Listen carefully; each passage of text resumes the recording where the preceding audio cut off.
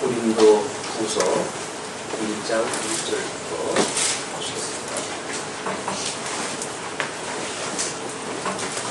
고린도 후서 1장 1절.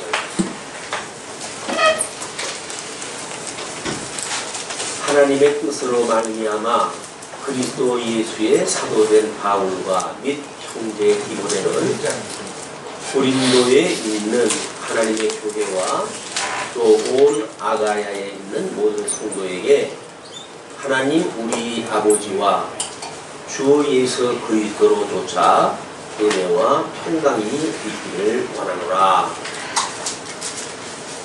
우리 고린도전서를 끝을 내고 오늘부터는 고린도 후서를 들어가게 됩니다.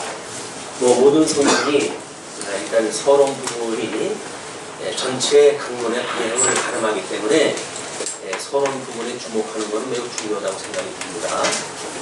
일단 우리 고린도 후서의 역사적 배경을 이해를 하셔야 될 것 같은데,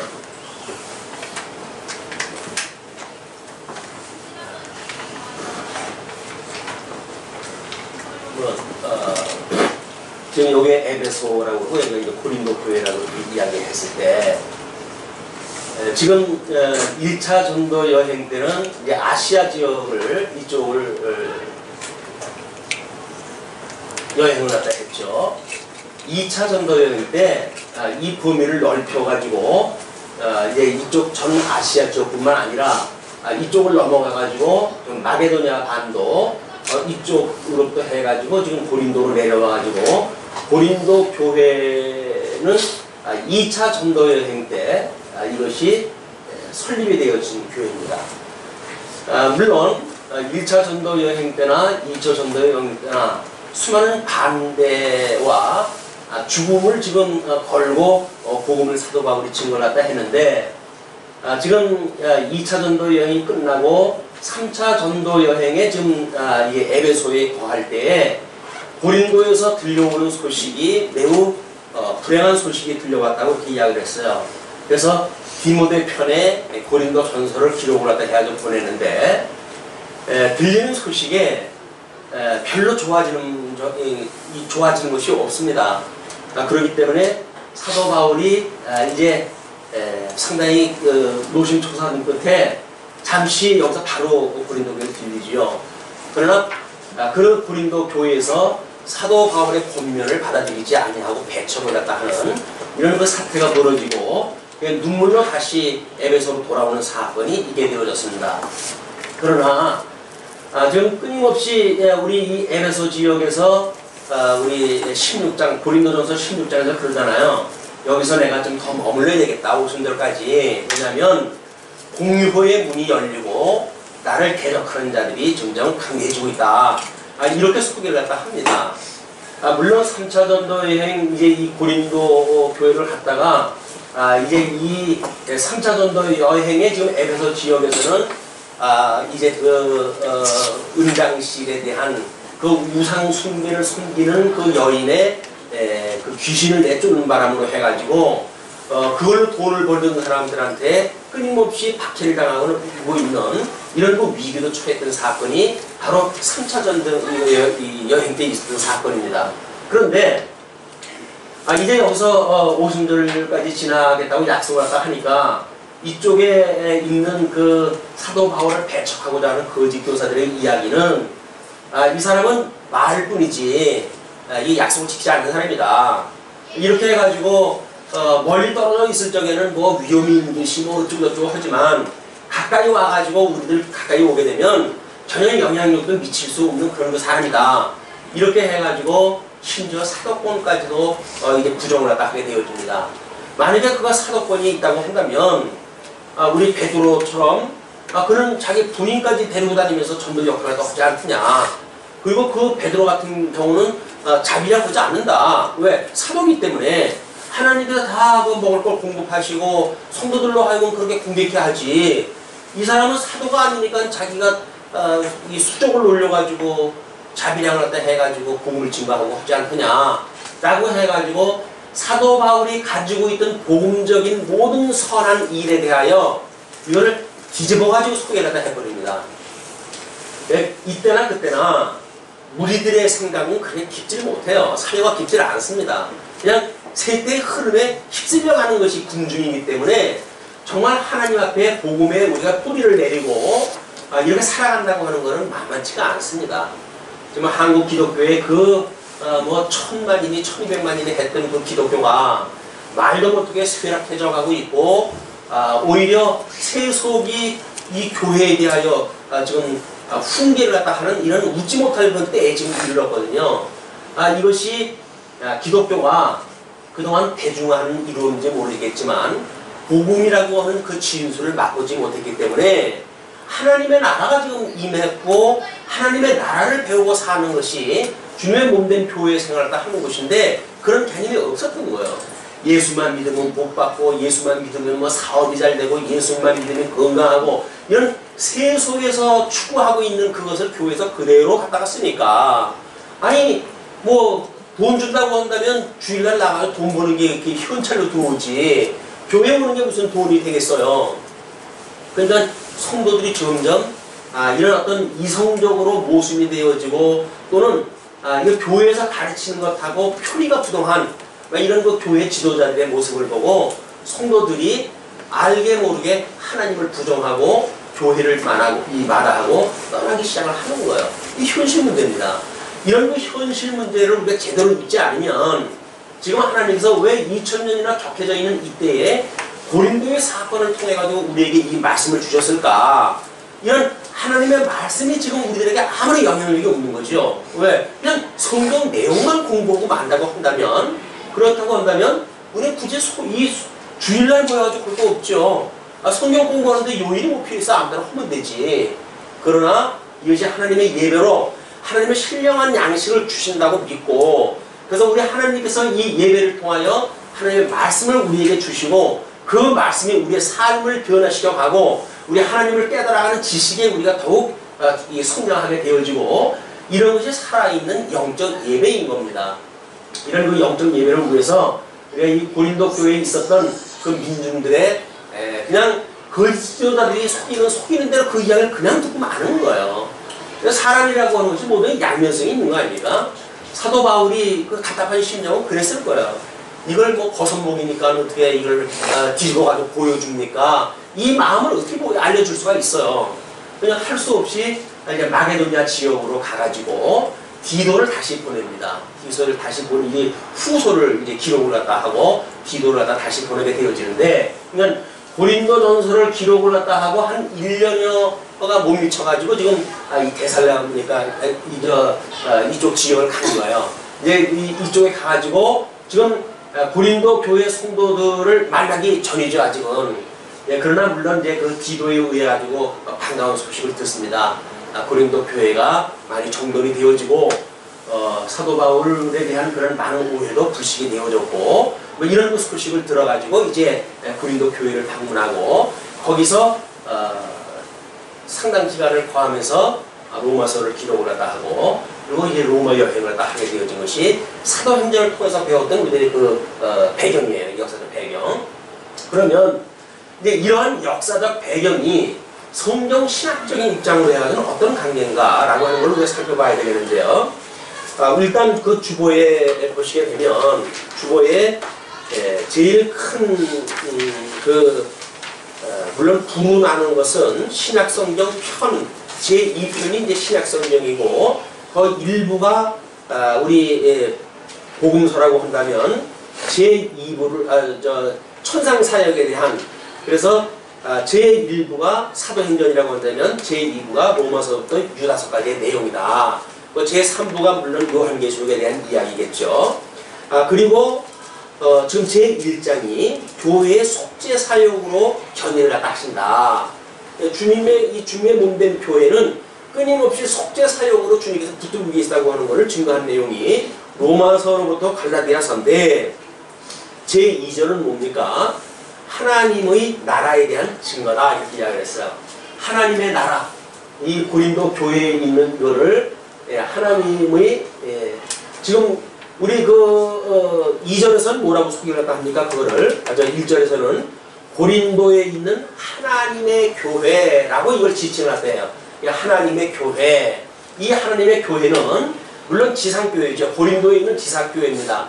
그렇기 때문에 끊임없이 여기는 갈등이 있을 수밖에 없는 그 교회고 끊임없는 진리의 투쟁이 있는 교회이기도 하죠. 그렇기 때문에 이걸 우리가 하나님의 나라라고 하는 이 하나님의 나라라고 하는 제목으로 제2절을 잡은 거예요. 그래서 하나님의 나라에 대한 증거다.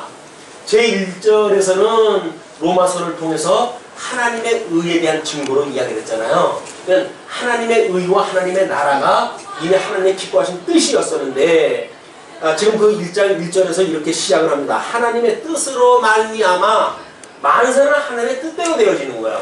이렇게 되어지는 것이 하나님의 뜻대로 되어지는 거예요. 그렇기 때문에 성경 신학적으로 하나님의 뜻을 우리가 살피는 것이 중요할 것 같아요. 자, 그러면 우리 이제 구약교회를 갖다 보게 되면 이제 이 왕정 정치, 하나님께서 왕을 세워가지고 했던 이 정치가 있기 전에는 우리가 보통 신정 정치로 우리가 이렇게 나누어 봅니다. 물론 신정 정치는 아브라함으로부터 해가지고 모세의 신명기까지 이르는 모세 오경을 통해가지고 보여주는 언약의 내용이에요. 이 내용은 이제 하나님 물론 이제 여호수아와 사사기를 통해 가지고는 사도행전이 땅끝까지 복음이 증거되듯이 하나님이 약속하셨던 가나안 땅을 전체 차지하는 걸로 소개가 되어지죠. 그런 뒤에 이 네 가지가 나눠지기를 여기서 창건되어지고 그 다음에 분국되어지고 유수되어지고 회복되어진다. 이것이 선민국가라고 이렇게 이야기를 했어요. 그러니까 이거는 하나님의 나라라는 이야기입니다. 하나님의 나라는 창건되고 분국되고 유수되고 회복되어진다. 이걸 우리가 구약성경에 우리가 공부를 할 때 했어요. 이것이 창세전에 하나님께서 기뻐하시는 뜻이 있었는데 이 뜻이 만사 만물을 작정하시고 모든 이성적인 존재를 예정하셨다고 하는 이런 것으로 우리가 이야기했죠. 그래서 이 작정과 예정을 이루시는 님이 하나님이 일을 하다 해가시는 일이니까. 자, 그러면 이 하나님의 나라가 이렇게 되어진다고 그랬어요. 근데 이 하나님의 나라가 이루어진 것을 그대로 우리 예수님이 오셔서 성취를 하셨다고 그랬잖아요.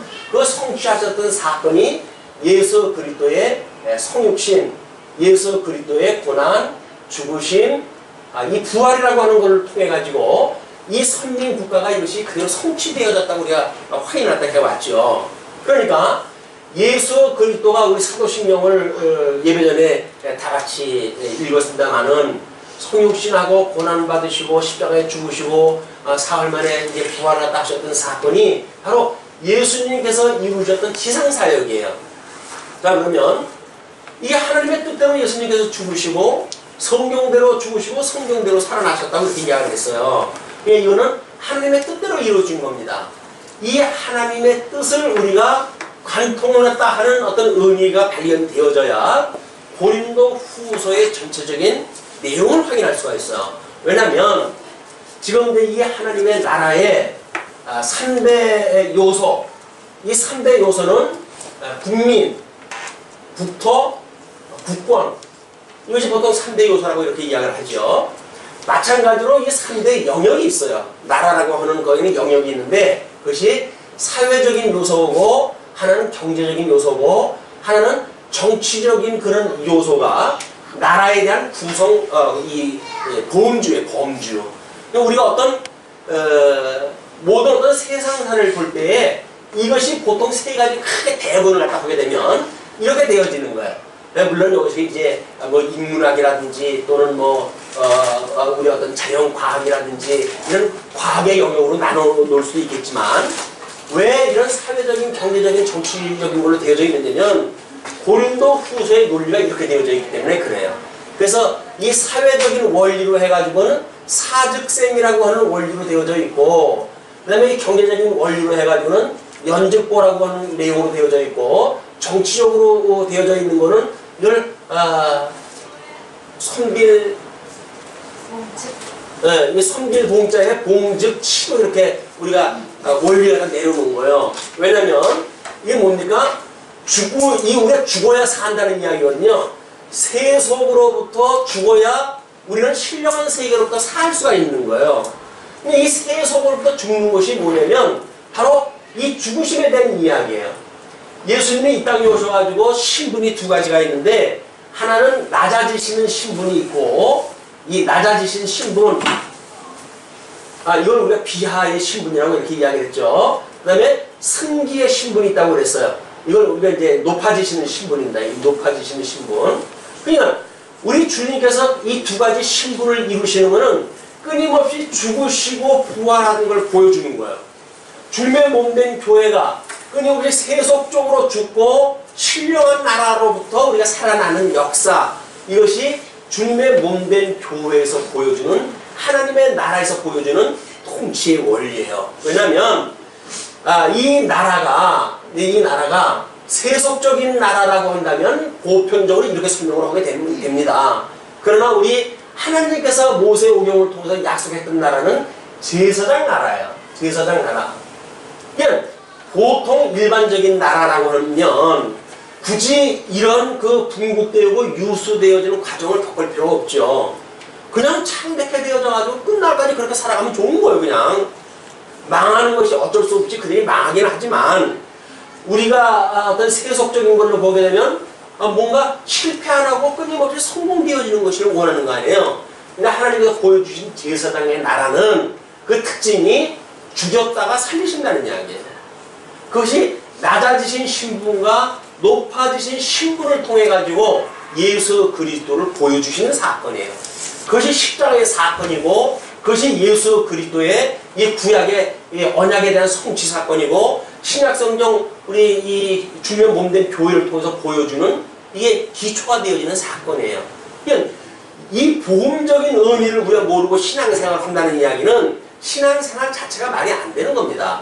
끊임없이 어떤 직임을 갖다 이야기할 때도 그런 이야기를 했지만, 우리가 그런 세속적인 것로부터 죽지 않고 주님의 몸된 교회를 봉사한다는 이야기는 거짓말이에요. 끊임없이 우리 육신을 가지고 있으니까 우리 주기도에 나와져 있는 것이 결국은 뭡니까? 일용할 양식을 달라고 놓고 기도가 전부 사죄를 갖다 이야기하는 거예요. 죄를 용서해 주십시오. 그리고 우리를 시험에 들게 하지 말아주세요. 그리고 악에서 구해주세요. 이것이 주님께서 가르쳐 주었던 우리가 강구하고 살아가는 모든 우리 소망들이에요. 이 기도 내용들이에요.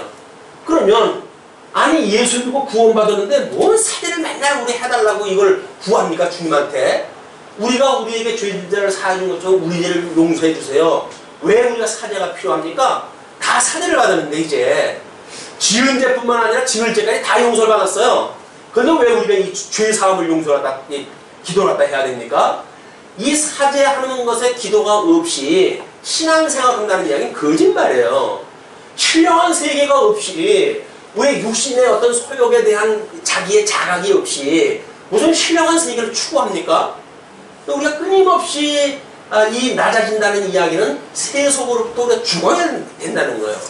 육체의 소욕을 우리가 배격해야 된다는 이야기예요. 세속주의를 배격하고 거짓 선지자들에 대한 그런 걸 우리가 이 믿음의 방패로 해서 막고 성령의 검으로 해가지고 신령한 생활을 추구하고 살아가는 것이 주님의 몸된 교회요, 하나님의 나라의 백성들이, 거룩한 백성들이 살아가는 원리지.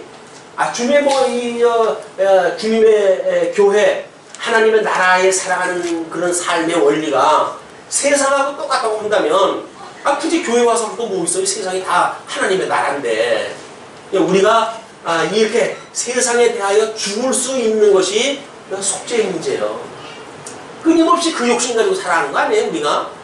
하나님께서 여기까지 인도하셨고 만사가 하나님의 은혜로 지금 살고 있는데도 불구하고 뭐가 부족한 거예요, 늘? 부족하니까 뭐 더 그냥 욕심으로 해서 가득하고 탐욕으로 가득하고 자기 탐욕을 채우기 위해서 다른 사람을 죽이고, 이런 그 세상의 말종 현상이 왜 지금 일어납니까? 기독교 다르진 않아요. 주님의 몸된 교회에 지금 뭐 일어나는 양상들, 이런 거 참 비극입니다. 비극. 아니 주님의 몸된 교회가 왜 그렇게 살찐 걸 요구를 합니까? 왜 이 부유한 걸 원하나요? 세상에 숫자가 많아야 되고 평수가 넓어야 되고 자기 명예를 높이기 위해서 박사학위가 필요하고, 이게 무슨 교회의 주님의 몸된 교회예요. 주님의 몸된 교회는 하나님의 말씀을 우리가 먹고 살아가는 것이지 결코 세상의 걸 먹고 사는 데가 아니다. 그러니까 제발 우리를 용서해 주세요.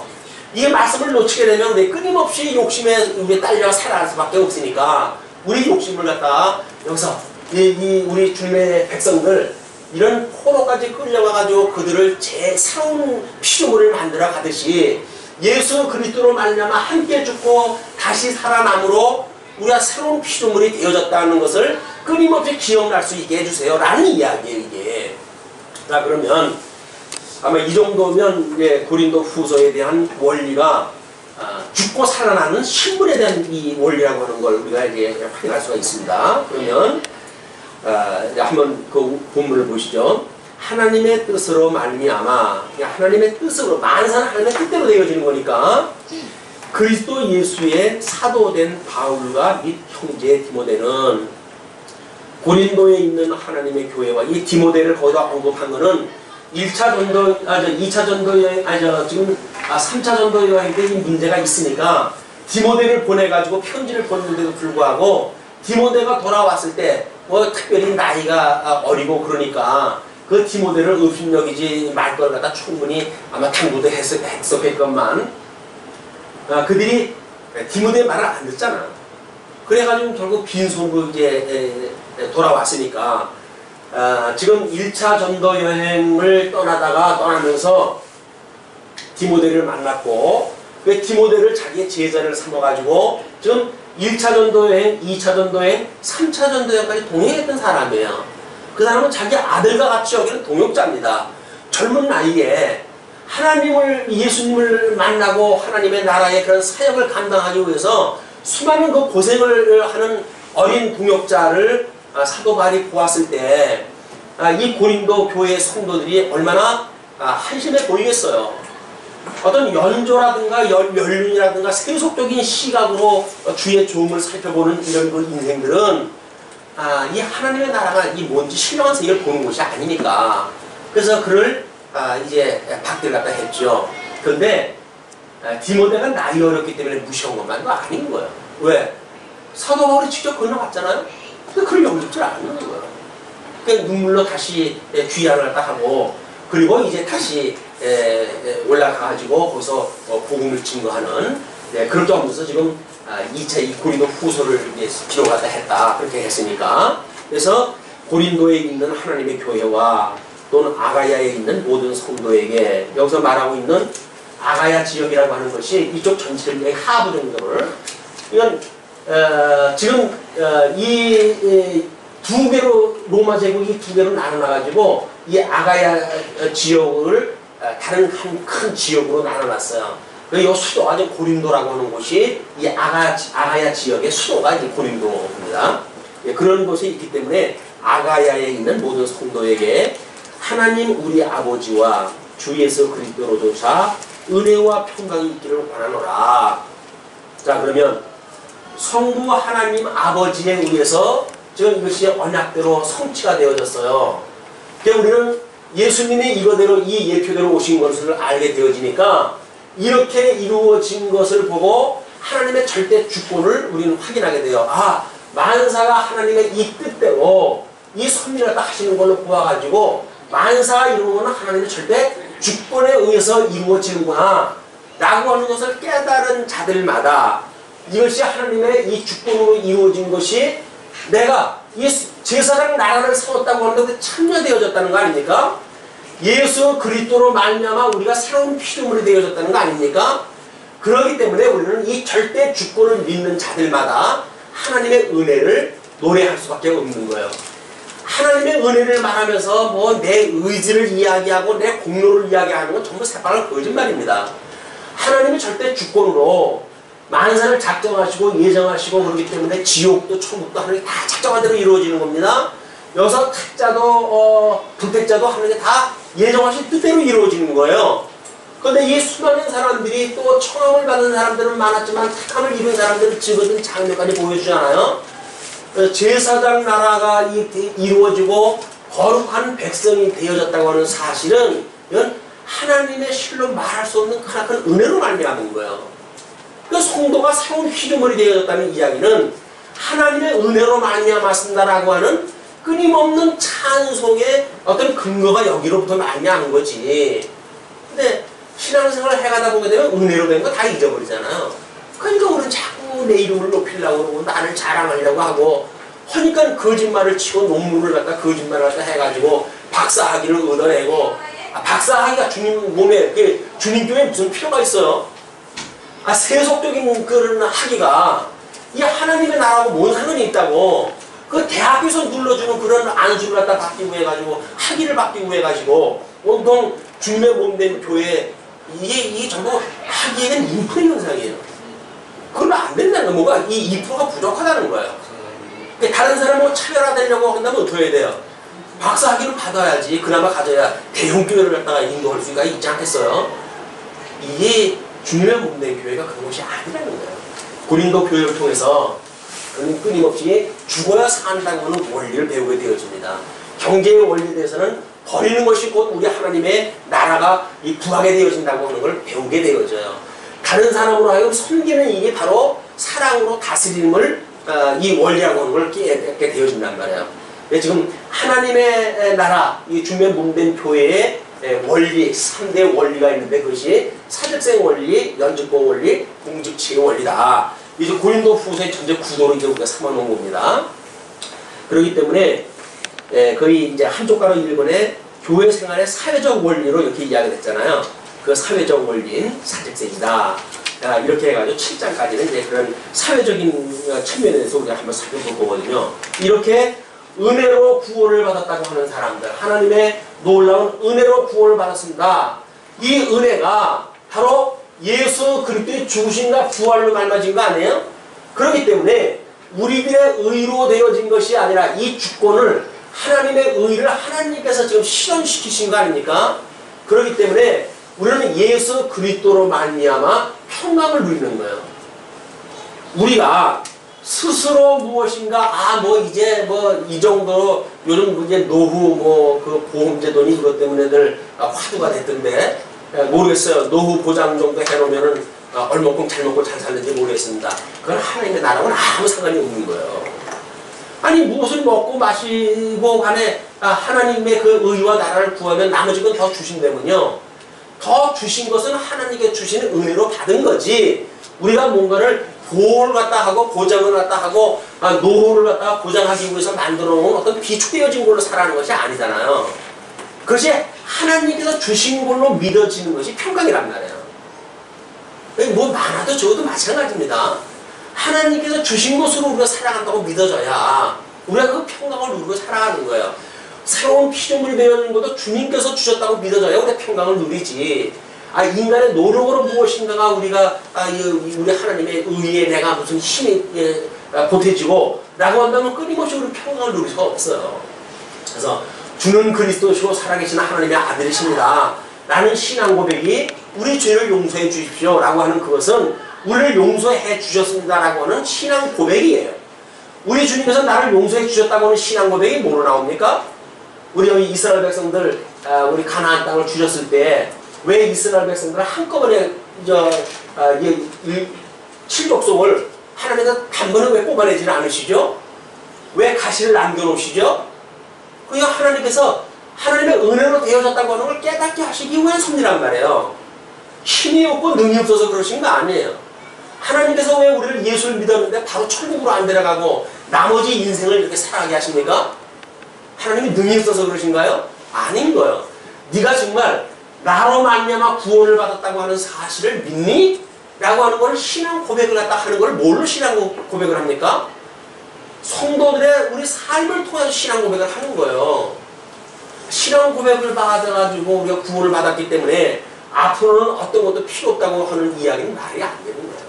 한 번 구원받았기 때문에 우리는 다시는 이 죄에 대해서 고민할 필요가 없다. 왜 죄에 대해서 고민할 필요가 없어요? 죄로부터 용서해 주신 분이 주님인데 그럼에도 불구하고 죄 구덩이 속에 다시 들어가고 살고 있는 우리들이 어떻게 그것이 아무런 생각이 없어요? 우리들의 기도는 결국 뭡니까? 우리는 내년 세계를 들여다보는 일이에요. 끊임없이 세속을 추구했던 우리들의 생각들 이걸 돌이켜가지고 하나님의 나라의 백성으로 하나님의 거룩한 백성으로의 이런 신령한 세계를 추구하고 그 뜻을 구하는 것이 우리 기도지요. 육적인 문제가 해결해달라고 하는 것이 기도가 아니라 육적인 걸 추구했던 것을 우리가 돌이켜서 신령한 세계를 바라보면서 그 뜻을 이루시는 하나님을 바라보고 그 안에서 심령의 평강을 누리고 하나님의 은혜를 찬양하는 것이 우리의 신앙생활이고 주님의 몸된 교회고 하나님의 나라의 원리란 말이에요. 이 원리를 놓치게 되면 우리는 기독교의 이 주님의 몸된 교회에 출석을 한다고 하면서도 예수를 믿지 않는 사람이에요. 성경을 공부한다고 하면서도 예수 그리스도와 하나님으로 말미암는 이 놀라운 영광을 놓치고 사는 거예요. 예수를 믿는다는 이야기는 하나님의 사역을 우리가 그대로 인정하는 일이에요. 우리들의 오늘 부족함 하나님께서 여기까지 인도하신 거예요. 그러나 만약에 그것이 부족하다고 느껴진다고 한다면 우리 용서를 다 구해야 되겠죠. 더 나은 것을 구해가지고 하나님의 나라가 이 땅에서 이루어지길 구해야 되겠죠. 이것이 하나님의 그 영광이 드러나는 역사들 아닙니까?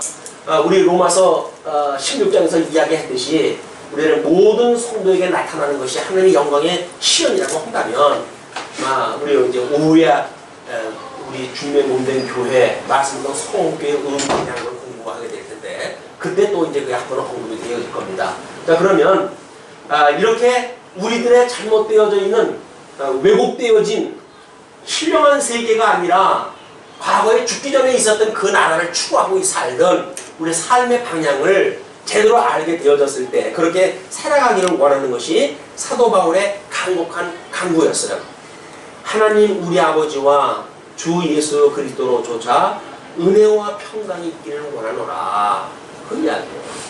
은혜와 평강이 잘 먹고 잘 사는 것이 은혜와 평강이 아니라 신령한 하나님의 나라를 놓치고 않고 살아가는 것, 이 어두운 시대에 하나님께서 우리의 진리의 빛으로 그 나라를 보여주셔가지고 그 나라를 끊임없이 추구할 수 있도록 놀라운 은혜 중에 두신 것, 이것이 바로 하나님 앞에 우리가 이 사도 바울이 기도했던 내용이다 그 얘기입니다.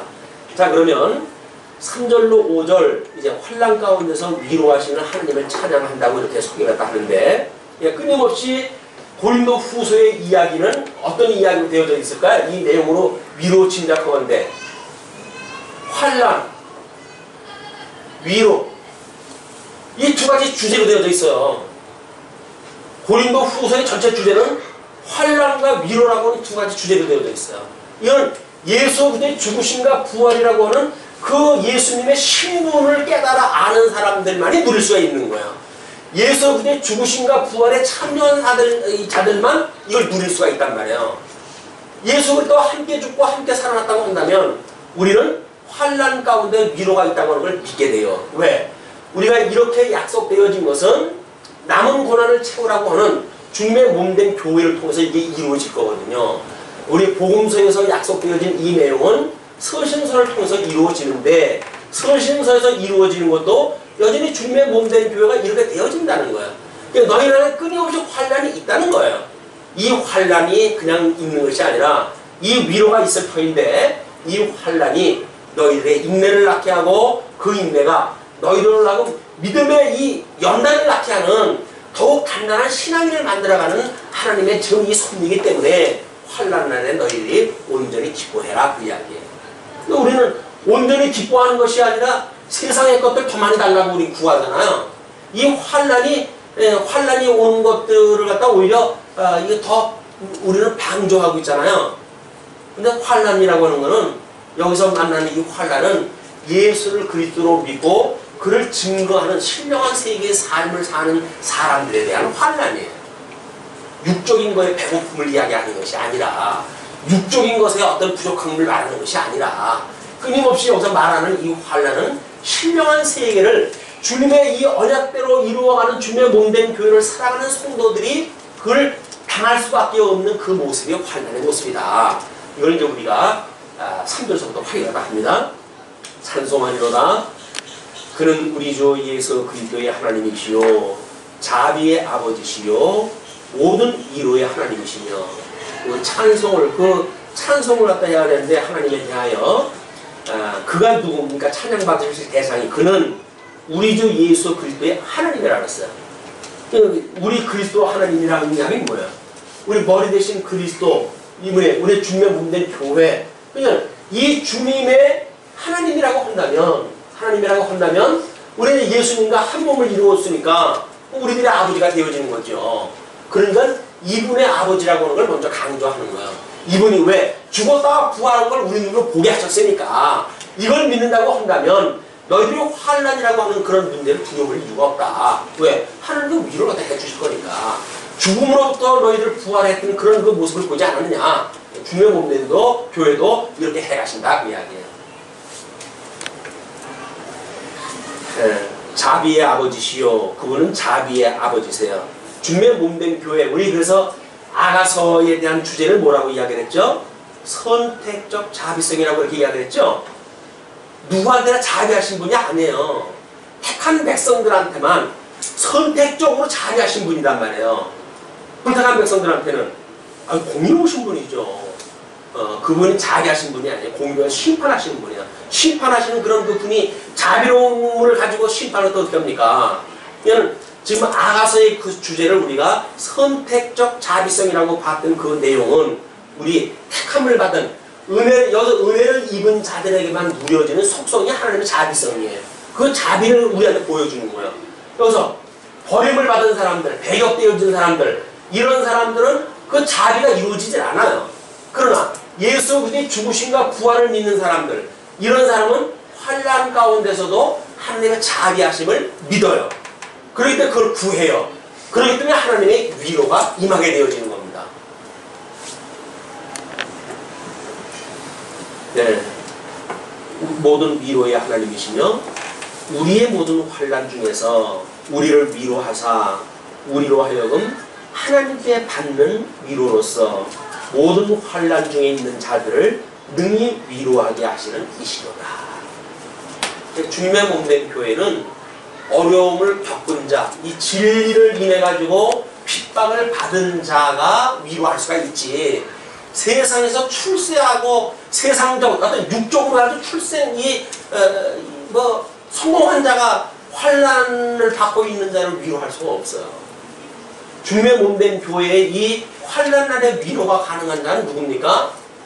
같이 신령한 교회의 성도로서 살아가기 위해서 환난을 받은 자들만 환난을 위로할 수가 있는 거예요.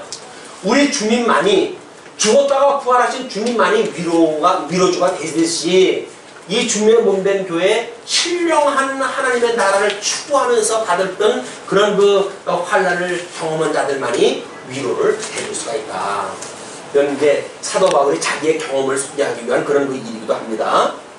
그러면서 그리스도의 고난이 우리에게 넘친 것 같이 우리의 위로도 그리스도로 말미암아 넘치는 것. 이 도대체 뭡니까? 우리 하나님께서 이 은혜가 더 많게 하기 위해서 어떻게 하신다고 그랬죠? 우리를 율법 아래 두어가지고 죄 가운데 두신 건 왜 두셨다고 그랬어요? 죄가 많은 것에 은혜가 많은 걸 깨닫게 하시기 위한 거 아니에요? 그냥 우리 하나님의 은혜를 깨닫는다는 이야기는 사죄함에 대한 기억이지. 사죄함에 대한 아무런 자기 어떤 그런 그 육신으로 살아가는 것에 대한 회의도 없이 하나님 앞에 은혜를 말한다는 이야기는 말이 아니잖아요. 죽었던 우리를 살렸다고 하는 것이 믿어진다고 한다면 끊임없이 우리 이 썩을 육신에 대한 소욕도 하나님 앞에 죄를 용서함을 받는 그 기쁨이 성도의 기쁨이란 말이에요. 이 우리의 은혜의 기쁨인 거예요. 하나님께서 나를 이 더러운 세상에 그냥 두지 아니하고 오늘도 그래도 이 말씀으로 우리 하나님의 의로 말미암아 내가 거룩함을 입었다고 하는 이걸 다시 기억하게 하는 것이 은혜의 섭리 아닙니까? 이 은혜를 깨닫게 되어지는 것이다. 그래서 예수 그리스도를 믿는 그리스도의 고난이 우리에게 넘친 것 같이 예수님의 고난이 우리한테 넘친 거는 왜 넘쳤어요? 그분을 소개해야 되니까. 그 예수님을 세상에 싫어하고 십자가 못 박아 죽였는데 그런데 그 끝났는가 했더니 12명으로 시작했던 어떤 그런 그 이상한 인간들이 그냥 예수의 죽으심과 부활을 갖다 속죄하고 사람들이 거기에 군대가처럼 몰리기 시작하다 하고 이런 일이 벌어지니 이때 종교 지도자들이 그걸 그냥 놔둘 까닭이 없죠. 어떻게든지 제거하고 싶겠죠. 그러니까 고난이 올 수밖에 없는 거예요. 그렇게 우리에게 넘친 것 같이 우리의 위로도 그리스도로 말미암아 넘치는 것. 그래서 우리 예수를 믿으면서 그리스도를 만나지 못하는 사람만큼 안타까운 것이 없어요. 예수를 믿는다고 하면서 그리스도를 못 만나요. 예수를 믿는다고 하면서도 그리스도를 못 만나요. 뭐 예수 그리스도를 한꺼번에 만났는지 모르겠지만 예수를 만난다는 이야기는 이렇게 섭리되어져서 다윗의 혈통으로는 다윗의 자손으로 오셨지만 성결의 영으로는 사망의 권세를 이기시고 부활하심으로 하나님의 아들이라고 인정되어지신 분 아니에요. 그분이 바로 그리스도란 말이에요. 그 그리스도의 신분이 낮아지신 신분과 높아지신 신분이 있으니 그분과 우리가 연합돼서 한 몸이 되어졌다고 한다면 우리들의 신분도 낮아지신 신분이고 높아지신 신분에 참여가 되어집니다. 낮아지신 신분은 뭘까요? 신령한 중매 이 증인으로 살아가는 환난이에요. 예수님을 증거하기 때문에 우리는 업신여김을 당해요. 예수님을 증거하니까는 그래 잘 믿어라 너는 난 세상에서 잘 먹고 잘 살겠다 라고 하는 자들한테 우리가 얼마나 핍박을 당합니까? 그러나 우리 주님께서 그거에 개의치 마라. 내가 죽음 가운데 사망을 이기고 부활하지 않았니? 네가 이제 그 환난으로부터 내가 너를 구원해낼 거야. 그러니 시험에 들게 하지 말고 다만 악에서 구원해 주세요. 이 환난에 그냥 두지 말고 나로 하여금 시험에 들게 하지 말고 나로 하여금 이 악에서 구원해서 위로를 얻게 해주세요 라고 하는 것이 주님께서 가르쳐주신 기도란 말이에요. 그냥 주님께서 가르쳐주신 기도를 보고 고린도 후서를 설명할 수가 없죠. 이 원리가 이게 같은 맥락으로 되어져 있는 거니까. 자, 그러면서 우리가 환난 받는 것도 너희의 위로와 구원을 위함이요. 우리라고 하는 것은 이제 이 글을 쓴 피자를 이야기를 합니다. 우리가 환난 받는 것도 너희의 위로와 구원을 위함이다. 그러니까 사도 바울이 그렇게 이제 사도 바울과 그 일행들이 환난을 받고 복음을 증거하고 그러는 것도 복음을 통해서 위로가 되어지니까. 그러니까 보세요. 여기서 환난을 받는다는 이야기는 이 육적인 환난이에요. 그렇죠? 근데 여기서 위로를 받는다는 이야기는 뭡니까? 영적인 위로예요. 신령한 세계의 위로예요.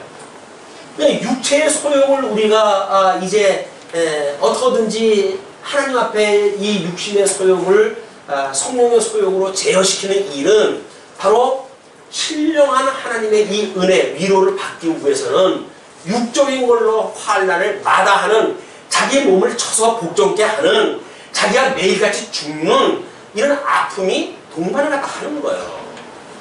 아니 세상과 다 누리면서 무슨 신령한 세계를 누려요. 양다리 갖춘 거 우리 주님께서 모르시겠어요? 뻔히 다 알지. 근데 우리는 아니 뭐 사상 뭐 인간 육체의 소욕을 가지고 사는 것이 성도인데 두 마음을 가지고 사는 건데 다 그런 거 당연한 거 아니야? 맞습니다. 당연하지요. 당연하나 당연한 것이 주님의 뜻으로 머물러져 있으면 안 되지요. 주님의 뜻은 위로하고자 하는 데 목적이 있으니까 우리를 살리시기 위해서 죽이시는 거 아니에요. 그러니까 이거를 벗어나고자 하는 우리의 기도가 필요한 것이지. 그냥 뭐 육신의 우리 두 가지 육신과 이 중생한 영을 가지고 있으니까 다 뭐 인생 그런 거지. 그렇게 해가지고 세상의 환난을 무서워하고 그 세속주의가 짝하고 세상과 동반하고 이런 삶을 산다고 한다면 그것이 무슨 제사장 나라의 거룩한 백성의 삶이겠느냐 그 이야기예요. 우리 믿음이 어려가지고 그렇게 살 수 없는 건 어쩔 수가 없어요. 그러나 방향성이라는 게 있잖아요. 주님께서 우리 믿음을 지켜 주셨다고 하더라도 끊임없이 이걸 강구하는 방향성이 있단 말이에요.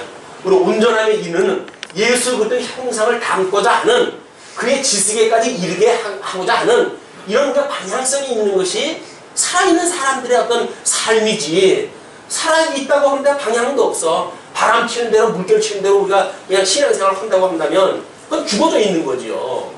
그게 바로 이게 요한계시록에 가게 되면 내가 살아있는 것처럼 보이나 실상은 죽은 교회다 이렇게 이야기를 하는 거예요. 살아있는 것 같아요. 뭐 대단한 열심을 가지고 뭐 일들도 하고 그래요. 근데 거기 보면 영적으로 해가지고는 다 죽어 있는 거예요. 전도도 하고 뭐 별걸 다 합니다. 뭐 11조도 내고 뭐 해가지고 별걸 다 하는데 거기는 신령한 세계의 예수 그리고 생명의 예수님을 만날 수가 없으니까 그거는 실상은 죽은 교회예요. 이 사대 교회가 아마 지금 현재 한국 교회를 보여주는 어떤 그런 모델이 아닌가. 한국 교회뿐이 아닙니다. 세계 모든 교회가 살아계셨던 주님은 좀 온당한 데 없어요. 사람들의 팀워크, 사람들의 리더십, 뭐 사자의 심장을 가지는 애라. 또 어떤 사람은 그냥 책을 썼더라고요. 사자의 심장을 가지는 애라. 이게 리더들이요 사자의 심장을 가지라. 얼마나 멋있어요. 리더십을 가지고 뭔가 뭘 이룰 것 같잖아요.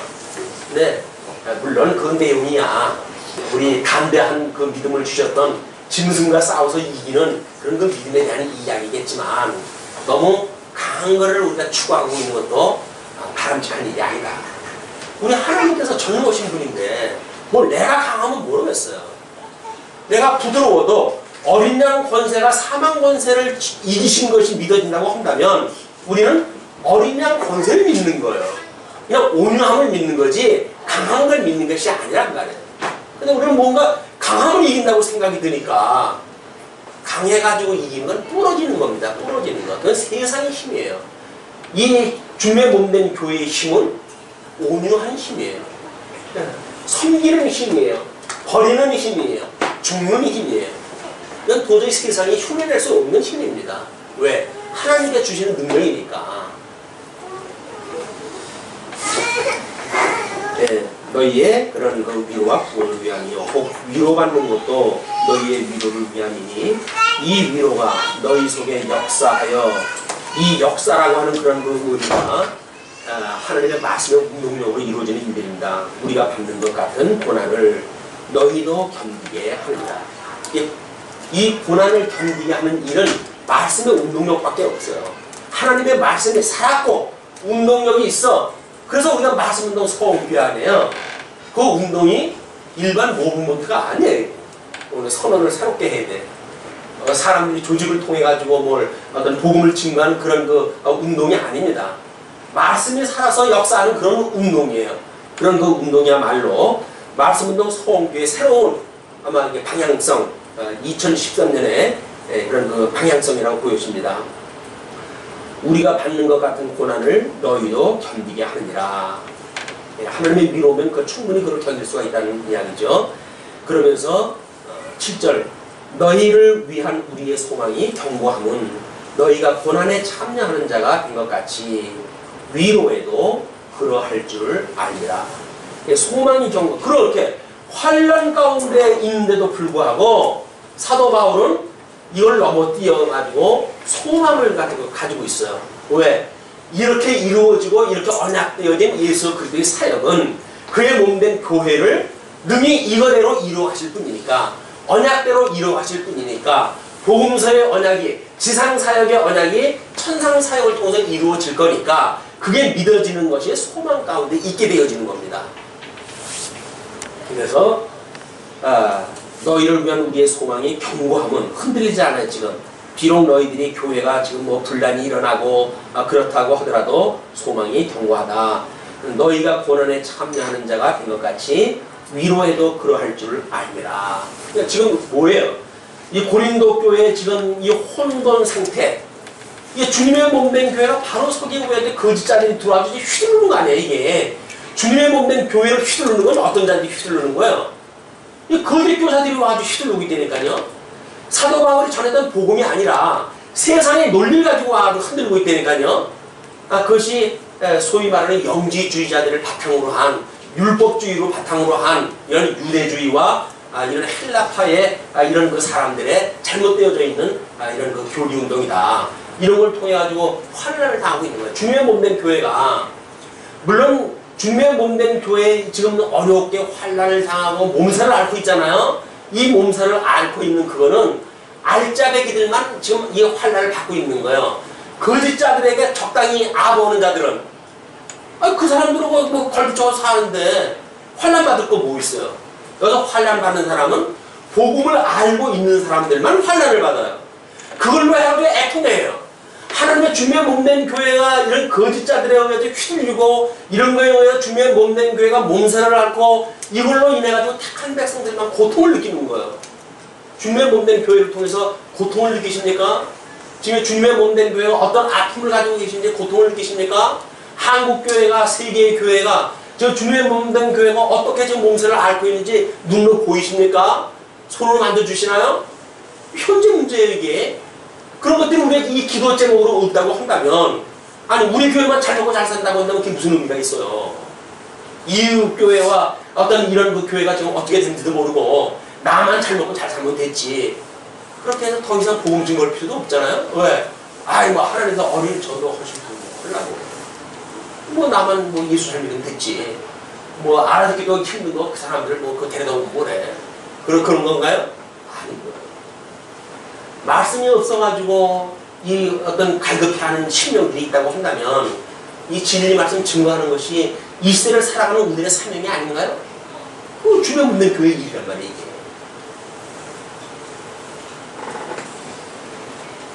형제들아, 우리가 아시아에서 당한 환난을 너희가 알지 못하기를 원치 아니하노니 힘에 지나도록 심한 고생을 받아 살 소망까지 끊어지고.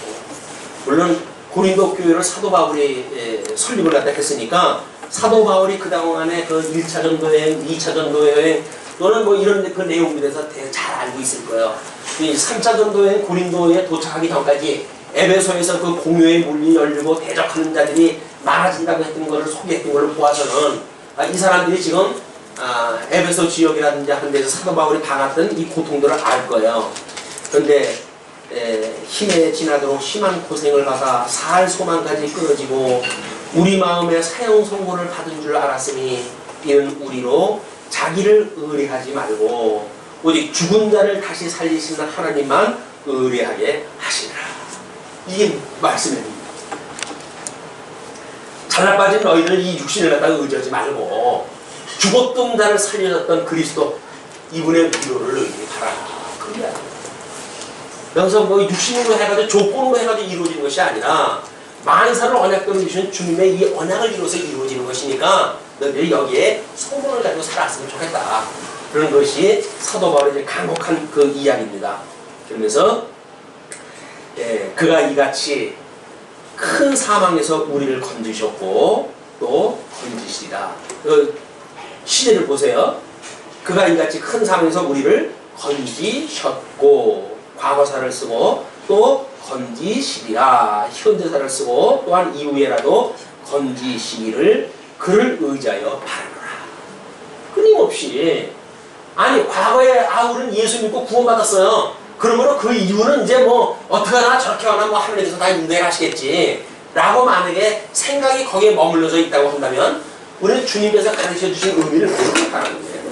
주님의 몸된 교회가 어떻게 이루어지는지 모르는 사람들이에요. 그러니까 우리들의 죄에 대해서 육신에 속하면서 살아가는 우리들의 이 죄에 대해서 무관심한 거예요. 왜?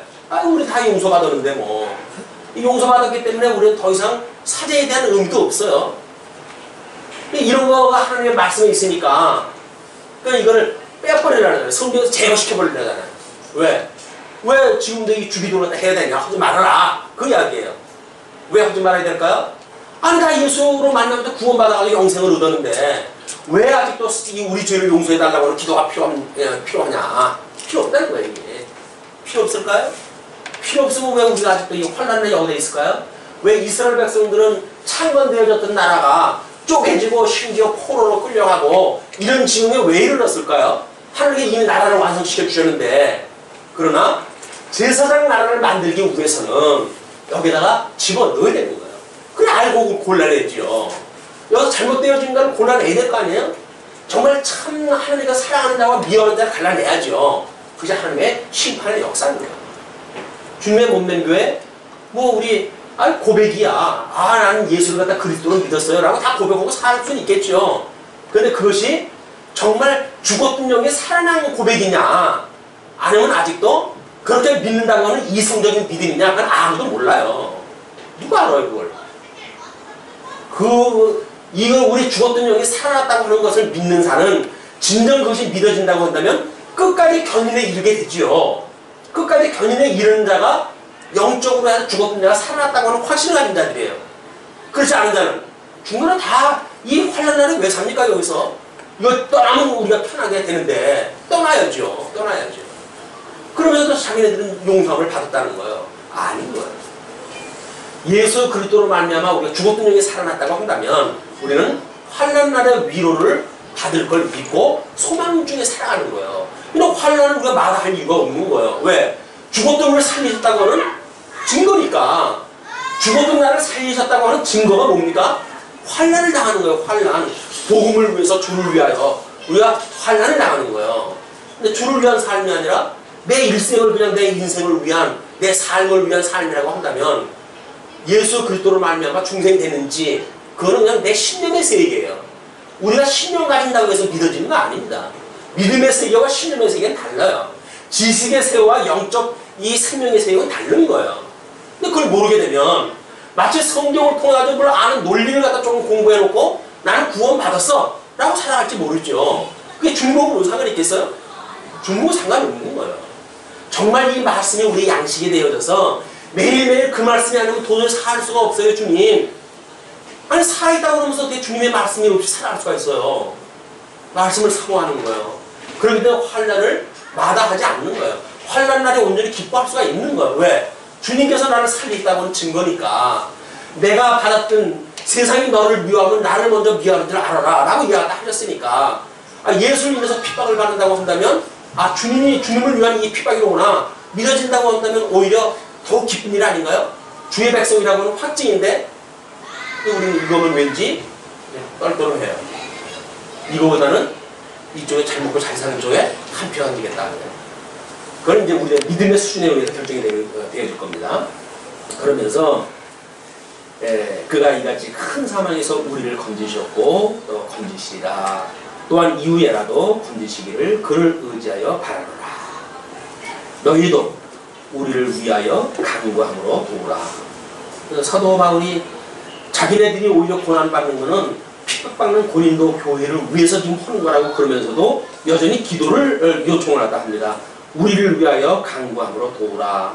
이는 우리가 많은 사람의 기도로 얻은 은사를 인하여 많은 사람도 우리를 위하여 감사하게 하려 합니다. 이게 지체정신이에요. 지체정신. 사도 바울은 난 교육자고 너희들은 피교육자니까 너희들은 나의 그냥 이 위로만 받아 나의 편지만 받아 이걸로 끝나지는 않잖아요. 끊임없이 사도 바울도 같은 이 유기체니까 같은 생명체니까 기도를 갖다 해달라는 거예요. 아니 뭐 잘났다고 자기는 기도가 필요가 없어요. 다른 사람을 위한 기도는 자기가 해주고 자기를 위한 기도는 다른 사람한테 필요가 없다라고 하는 교만입니다. 살아있는 지체라고 한다면 우리가 한 몸을 이루고 있다고 한다면 다 지체가 지체를 돕는 기도가 필요한 거예요. 그걸 우리가 자칫 중보기도라고 했던 예수 그리스도의 중보기도를 왜곡시키는 그런 잘못되어지는 기도 운동이 벌어지니까 경계할 이유는 있죠. 중보자, 우리의 중보자는 우리 주님밖에 없어요. 그냥 그 중보자의 기도를 우리가 믿어지고 믿어지는 사람만이 그 같은 기도를 우리가 하니까 그런 기도를 이야기하는 겁니다. 자, 오늘은 이제 11절까지 서론만 일단 확인을 해봤습니다. 다음 시간 또 본격적으로 사역의 원리에 우리 교회생활 사회적 원리, 사역의 원리를 살펴보겠습니다. 기도하시죠.